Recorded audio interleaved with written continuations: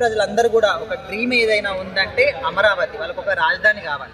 So అలాంటి ఈరోజు పునఃప్రారంభ సభ చేస్తున్నారు. ప్రధాని గారు కూడా వచ్చారు అంత క్లిష్ట పరిస్థితిలో కూడా. అయితే జగన్మోహన్ రెడ్డి గారికి ఆహ్వానం అందినా కూడా ఆయన రాలేదు. ఎందుకోసం రాలేదు అనుకుంటున్నారు? అంటే జగన్మోహన్ రెడ్డికి ఏ హోదాలు ఇచ్చారు? అసెంబ్లీలో ఏమంటారు అంటే 11 మంది ఎమ్మెల్యేలు ఉన్నారు, నీకు ప్రతిపక్ష హోదా ఏ నుంచి ఇవ్వాలి, నువ్వు కూడా 175 మందిలో ఎమ్మెల్యేవే అంటారు.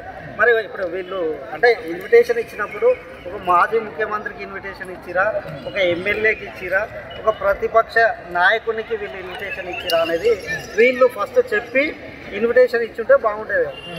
అంటే ఇప్పుడు ప్రజలందరూ కూడా, రైతులందరూ మాకు రాజధాని కావాలి, రాష్ట్రం అభివృద్ధి కావాలని వాళ్ళ సొంత పొలాలు కూడా ఇచ్చిన పరిస్థితి.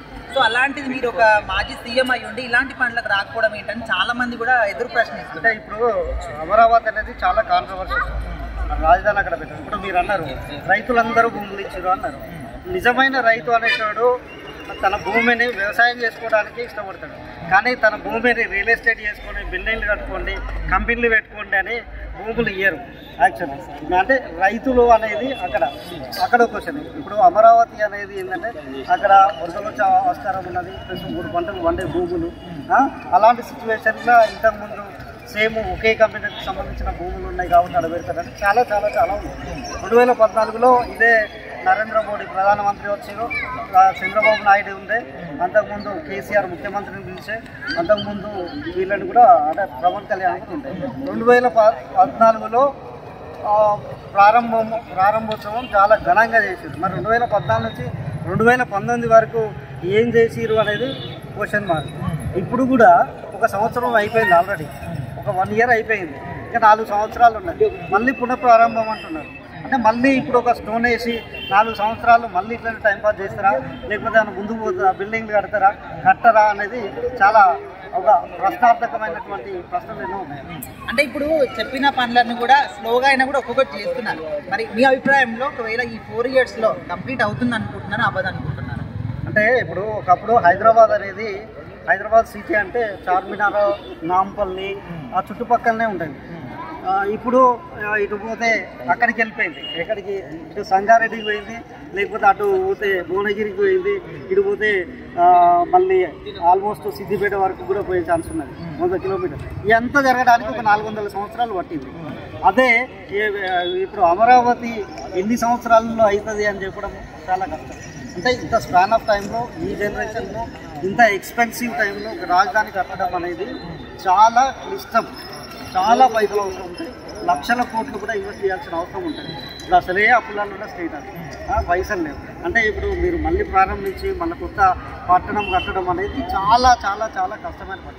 ఏదైనా ఒక సిటీని బేస్ చేసుకొని నువ్వు కట్టి ఉంటే బాగుండేది. సరే విజయవాడ నుంచి కొంచెం ఎక్స్టెండా, లేకపోతే గుంటూరు నుంచి స్టార్ట్ చేసి కొంచెం ఎక్స్టెండా చేస్తే ఒక ఫ్యూచర్లో ఒక 30-40 ఏళ్ళ తర్వాత గుంటూరు విజయవాడ కలిసేది.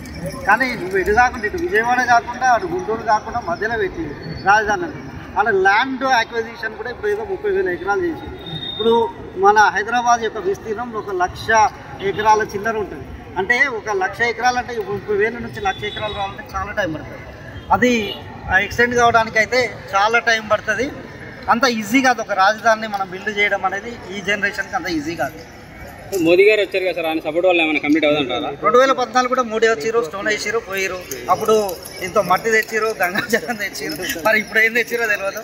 ఇన్ని పైసలు తెచ్చితే కొంచెం సంతోషంగా ఉంటుంది. ఆంధ్రప్రదేశ్కి ఒక రాజధాని కూడా ముందుకెళ్ళే ఆస్కారం అయితే ఉంటుంది. కొంచెం మోదీ గారు ఆంధ్రప్రదేశ్ నుంచి కరుణించి కొన్ని పైసలు ఇస్తే కొంచెం వాళ్ళు పునాదులు అన్నా వేసుకుంటారు. ఆ బిల్డింగ్ కట్టు తర్వాత సంగతి, రాజధాని తర్వాత సంగతి, కానీ పునాదులు అన్నా పడుతుంది.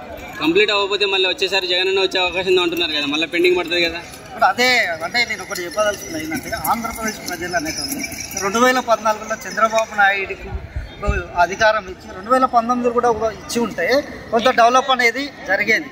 సరే అమరావతి కొంత రాజధాని కొంచెం ముందుకు పోయే అవకాశం ఉండేది. ఆ 5 ఏళ్ళు కాగానే జగన్కి ఇచ్చిరు. జగన్ మళ్ళీ వైజాగ్ని డెవలప్ చేద్దామని ముందుకెళ్ళే లోపే మళ్ళీ 5 సంవత్సరాలు కాకముందే ఇది ఇవ్వడం వల్ల ఏమైందంటే మళ్ళీ మొదటికి వచ్చింది రాజధాని, మళ్ళీ అమరావతికి వచ్చింది. అంటే జగన్ కంటిన్యూ చేసిన వైజాగ్ డెవలప్ అయింది. అప్పుడే చంద్రబాబుని కంటిన్యూ చేస్తే అమరావతి అని అయింది. ఇప్పుడు మళ్ళీ అమరావతి అంటే ఈ 4 ఏళ్లలో మళ్ళీ ఏం కాదు, మళ్ళీ జగన్కి ఇస్తారు. ఇట్లనే ఒక రాజధాని లేని ఏకైక రాష్ట్రంగా ఆంధ్రప్రదేశ్ చరిత్రలో మిగిలిపోతుంది. ఫ్యూచర్లో రాయలసీమ రాష్ట్రం అయ్యే ఛాన్స్ ఉందా? డిమాండ్ డెఫినెట్గా వస్తుంది. ఎక్కడ వెనుకబాటు ఉంటుందో అక్కడ పోరాటాలు అనేవి యాజ్ యూజువల్గా ఉంటాయి. ఆ డిమాండ్ అయితే వస్తుంది. కొన్ని సంవత్సరాల తర్వాత ఏర్పడే అవకాశం కూడా ఉంటుంది. Okay sir, thank you.